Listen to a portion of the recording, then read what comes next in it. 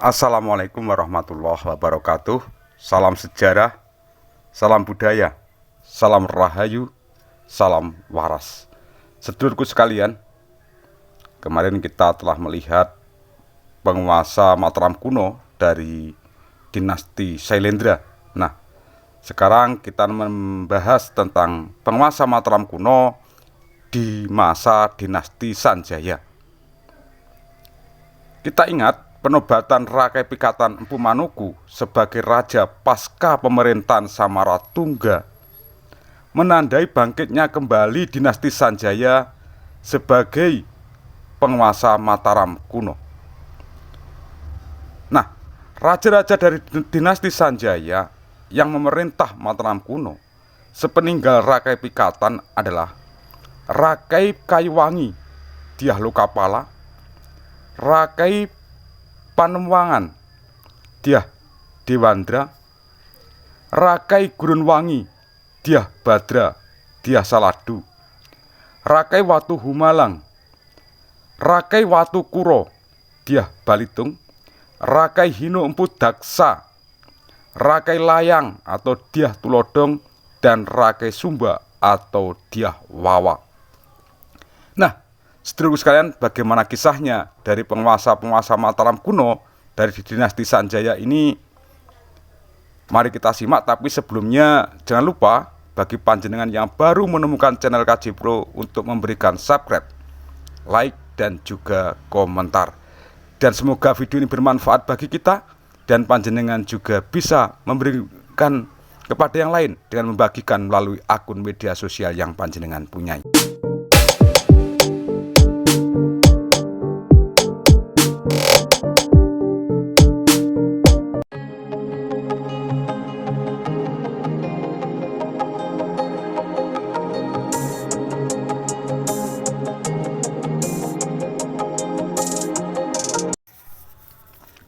Rakai Kayuwangi atau Dyah Lokapala. Sebelum menjabat sebagai Raja Mataram kuno, Rakai Kayuwangi Dyah Lokapala Sri Saya Wasano Tunggadewa banyak jasa besar kepada Rakai Pikatan ayahnya. Melalui kesaktiannya, Rakai Kayuwangi mampu membinasakan musuh ayahnya yang menurut teori Bukhari adalah Rakai Walaing Empu Kumboyoni. Sedangkan menurut teori De Gasparis adalah Walaputra dalam penafsirannya sebagai Bala Putra Dewa. Rakai Pikatan yang turun tahta untuk menjadi pertapa mengangkatnya sebagai Raja Mataram kuno karena jasanya tersebut. Semasa menjabat sebagai Raja Mataram kuno, Rakai Kayuwangi telah mengeluarkan prasasti Watan di tanggal 10 Desember 880 yang berisi tentang pemberian anugerah pada para pemuka desa Watan Teja karena telah berjasa menolong Dyah Bumijaya putranya. Ada satu sumber yang menyatakan bahwa Rakai Kayuwangi turun tahta pada tahun 885. Setelah Rakai Kayuwangi turun tahta, Rakai Watu Humalang menjabat sebagai Raja Mataram kuno di prasasti Mataisih. Semasa itu putra mahkota semasa pemerintahan Rakai Kayuwangi adalah Rakai Hino Empu Aku. Selanjutnya Rakai Panumwangan atau Dyah Dewandra. Berdasarkan prasasti Poh Dulur yang dikeluarkan pada tahun 890, Rakai Panumwangan, penguasa daerah Panumwangan yang bernama asli Dyah Dewandra, pernah menjabat sebagai Raja Mataram kuno. Dalam prasasti Mataisih, nama Rakai Panumwangan tidak termasuk di dalam daftar Raja Mataram kuno. Hal ini memunculkan dugaan bahwa semasa pemerintahan Rakai Panumwangan telah terjadi perpecahan di antara keturunan dinasti Sanjaya. Ada sumber yang menyebutkan bahwa selain sebagai penguasa di daerah Panumwangan, Dyah Dewandra dikenal dengan nama Rakai Limus.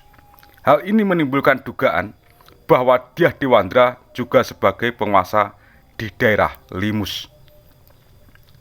Rakai Gurunwangi atau Dyah Saladu atau Dyah Badra. Rakai Gurunwangi, penguasa daerah Gurunwangi atau Dyah Badra sebagai Raja Mataram kuno dapat ditemukan pada prasasti Mungguwantan yang dikeluarkan pada tahun 890. Sebagaimana Rakai Panuwangan, Rakai Gurunwangi juga tidak tercatat dalam prasasti Metesih sebagai raja di Mataram kuno. Berdasarkan prasasti Pelausan, Rakai Gurunwangi yang bernama Dyah Saladu diduga sebagai putra atau menantu dari Rakai Pikatan. Namun belum dapat dipastikan apakah Rakai Gurunwangi tersebut identik dengan Dyah Badra. Apabila terbukti identik, maka dialah yang memberontak kekuasaan Rakai Kayuwangi adiknya dan akhirnya mendirikan kerajaan sendiri.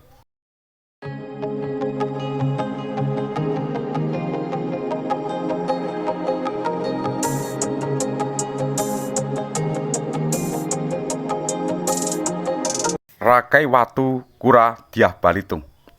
Rakai Watu Kura, penguasa daerah Watu Kura, bernama asli Dyah Balitung Sri Darmodaya Mahasambu, merupakan Raja Mataram kuno yang punya gelar Sri Iswara Kesa Wotsatungga yang sangat ekspansionis. Semasa memerintah di Mataram kuno, tidak hanya mencakup wilayah Jawa Tengah, akan tetapi meluas sampai wilayah Jawa Timur dan Bali. Beberapa hal menarik lain dari Rakai Watu Kura antara lain sebagai berikut. 1. Sebagai raja, Rakai Watu Kura telah memindahkan ibu kota Mataram kuno dari daerah Mamratipura atau Medang Imam Rati ke Puh Pitu, Medang Ipuh Pitu yang bernama Yamapura. Perpindahan ibu kota ini disebabkan karena Mamratipura telah mengalami kehancuran sewaktu terjadi peperangan antara Rakai Kayuwangi dan Rakai Gurunwangi. Semasa pemerintahan Rakai Watu Kura, muncul jabatan Rakyan Kanuruhan yang setingkat dengan jabatan Perdana Menteri. Di samping itu, muncul juga jabatan Rakyan Mapatih yang dipegang oleh Empu Daksa di prasasti Watu Kura 27 Juli 902.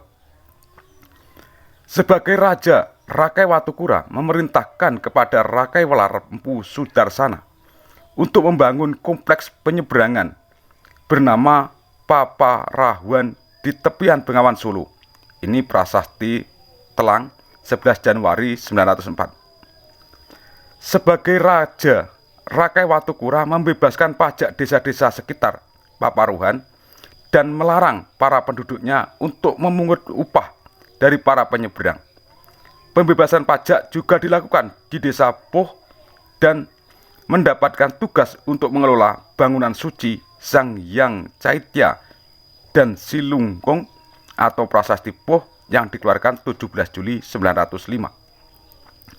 Sebagai raja, Rakai Watu Kura telah memberikan anugerah desa kubu-kubu pada Rakyan Hujung Dyah Mangarak dan Rakyan Matuha Dyah Majawuntan karena telah berjasa memimpin penaklukan daerah Bantan atau Bali prasasti kubu-kubu 17 Oktober 905.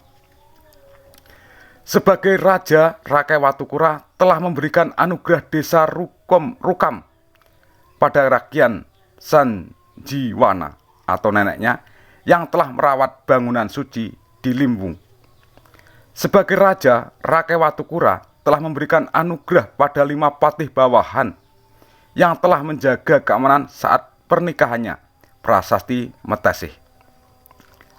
Selanjutnya adalah Rakai Hinu Empu Daksa. Semasa pemerintahan Rakai Watu Kura, Empu Daksa yang merupakan putra Rakai Gurunwangi, cucu dari Rakai Pikatan, menjabat sebagai Mapatih.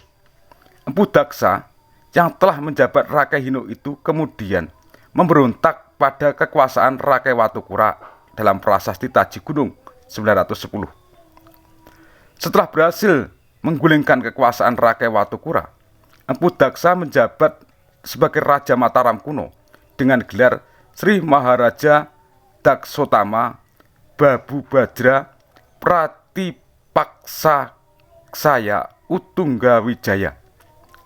Bukti sejarah yang menyebutkan bahwa Empu Daksa sebagai Raja Mataram kuno adalah prasasti timbangan Wungkal yang berangkat tahun 913. Selanjutnya Rakai Layang atau Dyah Tulodhong. Sebelum dinobatkan sebagai Raja Mataram kuno, Dyah Tulodhong menikahi Rakyan Layang yang merupakan putri Empu Daksa dalam prasasti Ritang. Sehingga Dyah Tulodhong, putra yang dimakamkan di Turumangambil, mendapatkan gelar Rakai Layang dan menggantikan kedudukan mertuanya sebagai Raja Mataram kuno. Hal ini disinggung dalam prasasti Lintaan yang dikeluarkan pada tanggal 12 Juli 1919. Prasasti Lintaan menyebutkan semasa pemerintahan Dyah Tulodhong, Sri Maharaja Rakai Layang Dyah Tulodhong, Sri Sujana Sanmaraturaga Utunggadewa yang menjabat sebagai Rakyan Mapatehinu bernama Empu Ketuwijaya, Sri Ketudara Manimanta Prabu Sakti. Sedangkan yang menjabat sebagai Rakyan Mapatehalu adalah Empu Sendok. Semasa menjabat sebagai raja, Dyah Tulodhong memberikan anugerah berupa Desa Culangi sebagai daerah Sima Swatantra pada 12 anak Bagawanta Bari yang berjasa membangun bendungan pencegah banjir. Hal ini telah disinggung dalam prasasti Harinjing yang dikeluarkan pada tanggal 19 September 1921. Selanjutnya adalah Rakai Sumba Dyah Wawa. Sebelum menjabat sebagai Raja Mataram kuno yang ibu kotanya dipindahkan kembali ke Medang Ibumi Mataram, Rakai Sumba menjabat sebagai Sang Pangwat Mama Humah.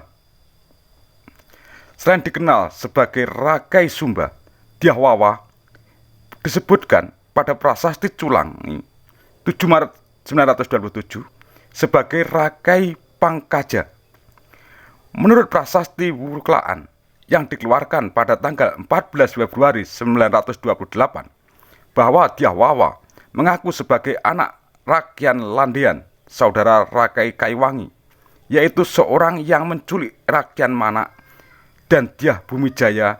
Dengan demikian, Dyah Wawa masih saudara sepupu dengan Dyah Bumijaya.